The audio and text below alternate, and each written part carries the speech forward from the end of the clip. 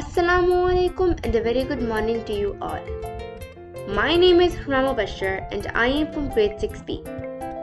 Today, I will talk about food chains. So first things first, we need to know what does the word food chain mean. Food chain is basically the order in which the organisms or living things depend on each other for food. A food chain explains which organism eats another organism in the environment.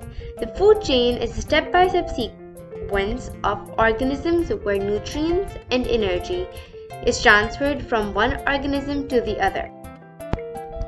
Now, let's talk about the components of the food chain.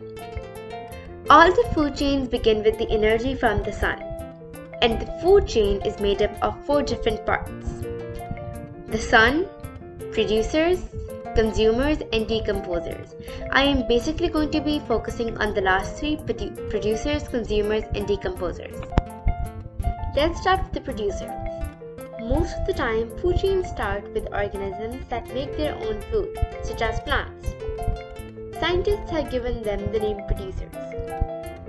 One of the best examples of producers are algae, which convert water, sunlight, and carbon dioxide into carbohydrates. Next up, we have consumers. Organisms that eat other living things are known as consumers. Consumers are organisms that cannot create their food. A squirrel that feeds on a plant is called a primary consumer, and a hawk that eats the squirrel and other primary consumers is called a secondary consumer. Last but not least, decomposers. Decomposers are often the final link in a food chain. Decomposers are bacteria and other organisms that cause decay. When plants and animals die, decomposers break down their tissues. This adds nutrients to the soil so that new plants may grow. Then the food chain begins again. I also want to inform you about how the energy transfers from one organism to another.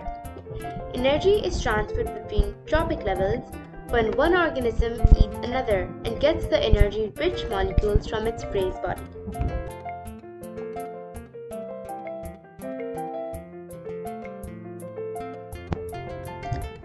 Thank you so much.